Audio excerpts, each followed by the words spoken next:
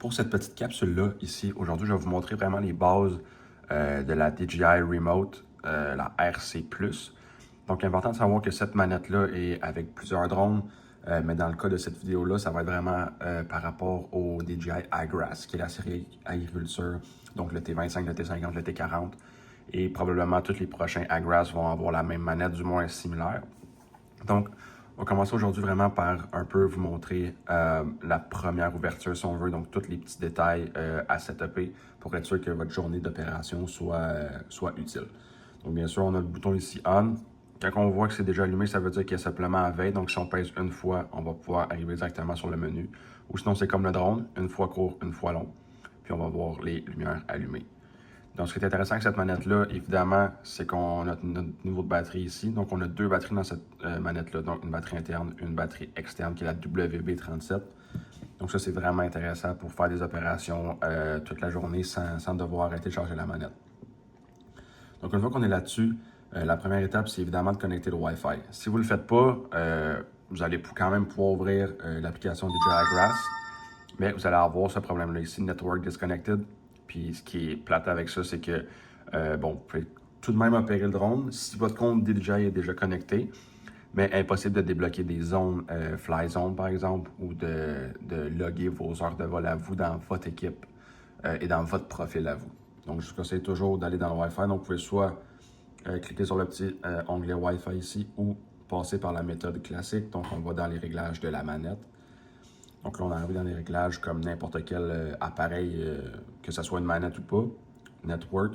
Et puis là, dans ce cas-là, il était off, on l'ouvre et mon Wi-Fi ici est déjà enregistré, mais vous pouvez choisir votre Wi-Fi et mettre votre mot de passe.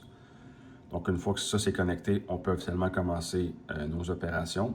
Donc on peut ouvrir l'application iGrass. Donc on voit tout de suite, c'est pour ça que c'est facile de s'en rendre compte. On voit l'image changer soit rouge ou soit comme ça quand on est connecté. Donc, on voit ici en bas à droite que Login Expired, donc il faut reconnecter un compte DJI. C'est essentiel pour travailler. Mais même si vous ne marquez pas ça, je conseille toujours, avant chaque opération, de donner ici dans le bonhomme en haut et de voir si c'est votre compte à vous qui est là. Donc, c'est intéressant une fois que vous êtes connecté. Une fois, puis par exemple, là, c'est mon compte à moi. Pas besoin de vous reconnecter, de vous remarquer votre courriel. Vous pouvez simplement aller sur Select et vous allez avoir le choix des courriels qui ont déjà été utilisés dans le passé sur cette manette-là. Donc, je vais juste rentrer mon mot de passe. Ce sera pas long. Donc, une fois rentré, on pèse sur Login. Et voilà. Donc là, pour la majorité d'entre vous, peut-être que vous ne verrez pas ces deux équipes-là. Ça dépend vraiment de qu'est-ce que vous pilotez comme drone.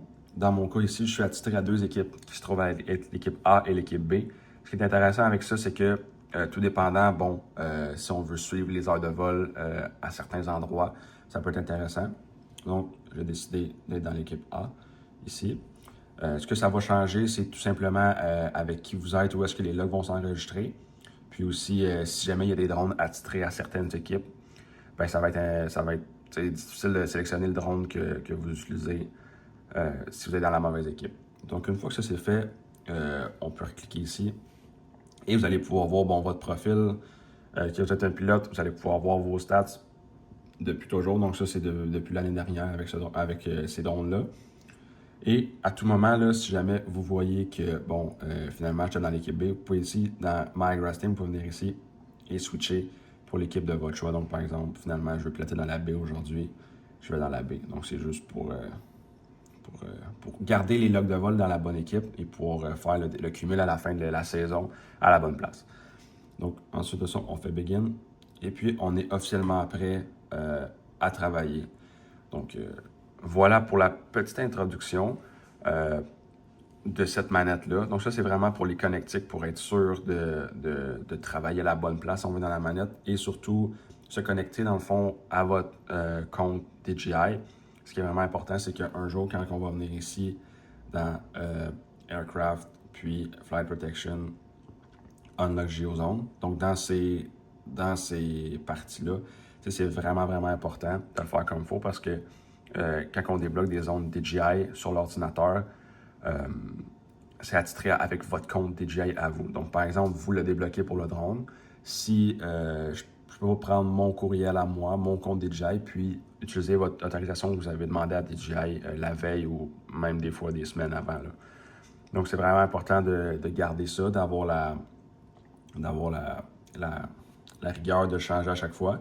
Puis aussi, tu sais, si jamais il arrive quelque chose, ben, c'est toujours intéressant de déconnecter après chaque journée d'utilisation. Donc, si quelqu'un d'autre utilise la manette et oublie de changer et qui fait une niaiserie ou envoie le drone à la mauvaise endroit, un endroit illégal, ben, c'est pas votre nom à vous qui est utilisé. Donc, c'est pour ça que j'encourage vraiment à, non seulement pour voir votre évolution puis voir votre productivité, mais aussi pour éviter les problèmes. Donc, vraiment vous connecter et vous déconnecter à la fin de la journée. C'est vraiment la meilleure chose à faire pour éviter tous les problèmes et avoir le meilleur suivi possible.